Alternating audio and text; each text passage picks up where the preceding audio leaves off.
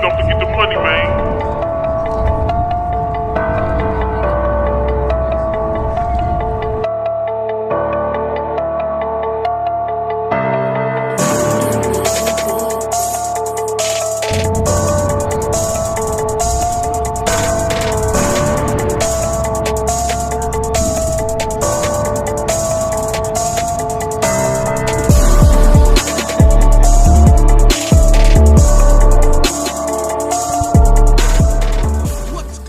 Clark here at the new Matt Clark. How are each and every one of you doing on this amazing Friday? I'm good. My girl's great. My family's great. I hope each and every one of you are great in these crazy ass times. If you could please hit that like button, that subscribe button, that bell notification button, so you get all my videos when they're new. If you could share with somebody on social media, help spread the message, help spread the word, that would be amazing. And there's a PayPal option if you'd like to donate, help, and support the channel. So I spent a lot of time speaking on going in and how to behave on the inside. But let's talk about the ending.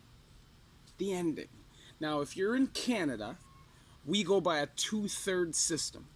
So you get a stat release if you're federal after 2/3 of your sentence, basically no matter what. The only time you're not going to get that is if you've been involved in multiple violent incidents, or if you are a public safety threat. That's really the only way. It rarely happens. So you can pretty much count on getting out at 2/3, but you're not done. You are on parole for the last 2/3 of your sentence.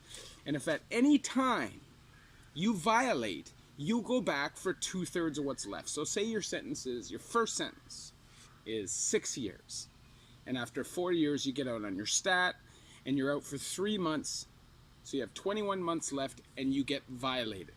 You are going back for 14 months. When you get back out, you'll have 7 months left. If you were to get arrested after 1 month, you'd have 6 months left. You'd have to do 2/3 of that. So you get out after 4 months. Blah, blah, blah. That's how they hamster wheel you. Just don't get any charges if you're in the Canadian federal system. If you catch no new charges, when your sentence is done, you're free. No probation. It's over. Now, what is that like? What is it like getting out after doing an extensive period of time locked up? First of all, you're anxious. Super, super duper anxious and excited. You don't know what to expect because things have changed so much. And this is the thing. If you've never been taken away from society at all, if it's never happened to you, then you don't understand how much things change just even in 2 or 3 years. So there's anxiety, definitely.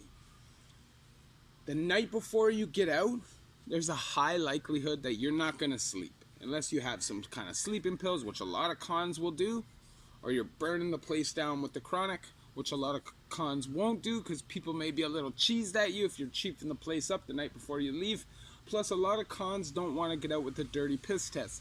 Sometimes they'll give you a grace period when you get out. 3 weeks, 4 weeks to clean your system out. If you're honest, when you first get to your parole office and you say, look, I'm dirty, I was smoking, boys threw a goodbye party for me, I caved, I smoked, they'll probably give you a grace period. The best thing to do, though, just in case you have a dickhead PO, is just be clean when you get out.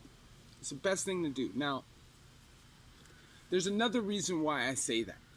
When you're locked up for an extensive period of time, you feel some kind of resentment. Like, there's a party owed. Like, you have some time to fuck around.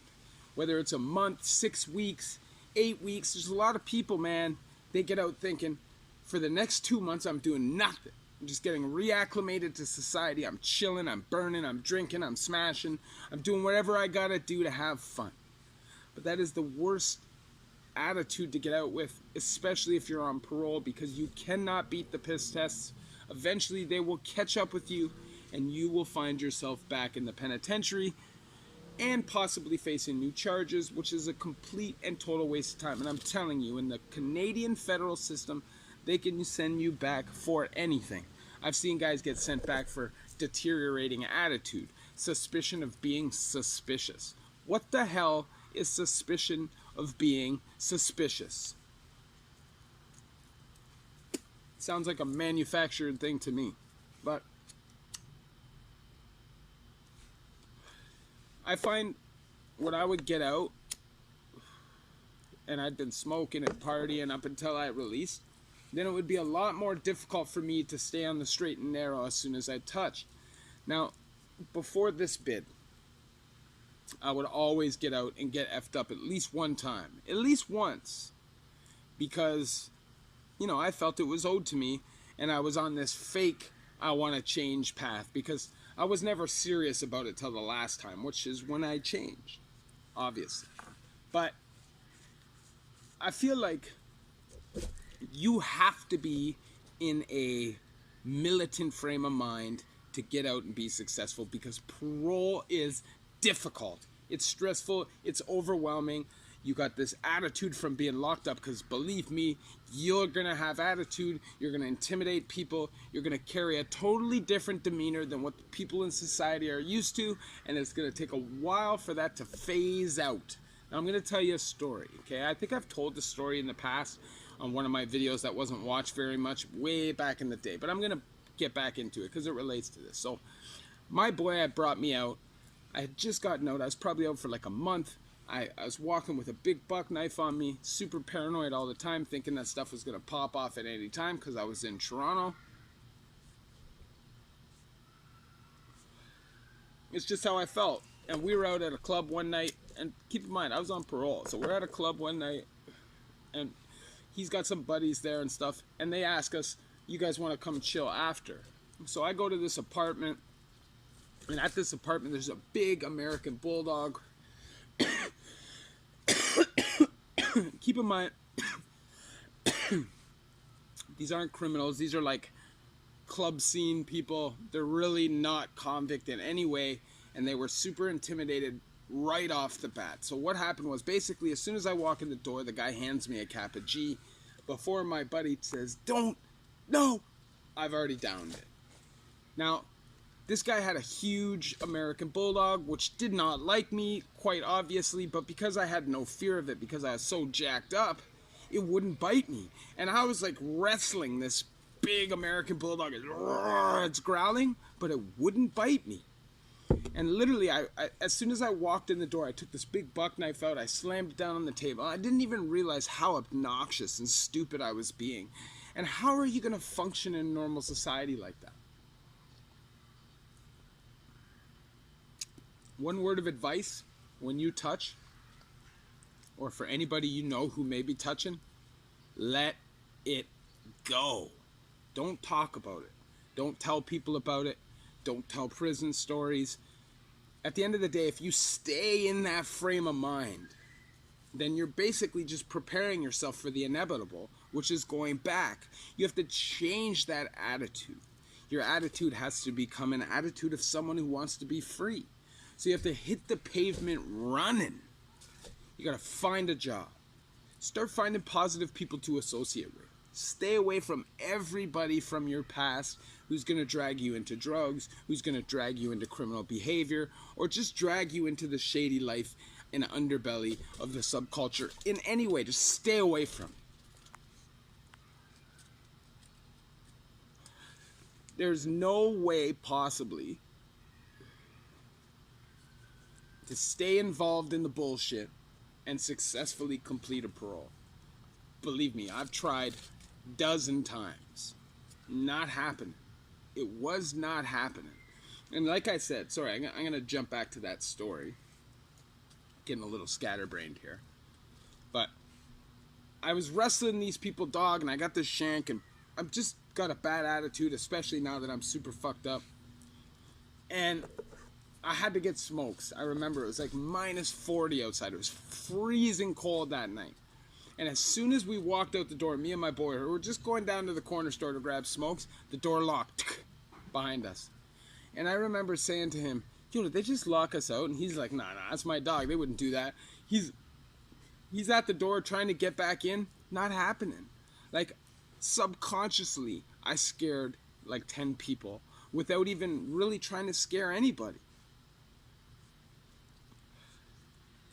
And guess what happened? I went back. I did most of that bit behind bars because I could not drop the attitude. I could not drop the convict mentality. I could not let it go. You gotta let it go. Prison is a total waste. And it will hold you back, man. I'm telling you. If you don't even want to talk about it, you don't want to tell people stories about it. I know that I'm doing this on YouTube and there's a purpose for that. But what I'm trying to say is there's no bragging. It's not cool. If you like my stories, obviously I share them with you so you don't have to go through these things yourself. It's information, wisdom, knowledge. If you know anybody who's doing time or anything like that, if you have any questions, you can hit me up on Instagram, the new Matt Clark, all small letters, all one word. That's not a problem. If you could please hit that like button, that subscribe button, and that bell notification button so you get all these videos when they're new. If you could share with somebody on social media, help spread the message, help spread the word, that would be amazing. And there's a PayPal option if you'd like to donate, help, and support the channel. So, anxiety and stress is the build-up to getting out. Remember what I said. It doesn't matter if it's somebody you know that's inside or you're going in. When you're on your way out that door, you have to have that frame of mind of success and staying away from the bullshit. Because believe me when I tell you, parole is not probation. If you fuck around, you're going back. It's not ifs, ands, or buts. They can send you back for deteriorating attitudes, suspicion of being suspicious, dirty piss tests, being in a bad mood, they can send you back. You gotta be on your P's and Q's at all time. And it is overwhelming as shit. I was on team supervision, which means I had to see them way more urinalysis. They could be following me. They're doing spot checks, curfew checks. First offense, you're probably not gonna go through all that unless you're a high risk offender or a high profile violent offender. You're probably gonna avoid all that. So just chill, think positively. Stay away from anybody who's going to negatively impact you and influence you. And just keep grinding. Stay busy. Because a convict, you know, when you're locked up, you think that there's nothing going on. But you're always going. You're always doing something. There's structure in your day. That's what you need as a man. Structure. Love each and every one of you. The new Matt Clark.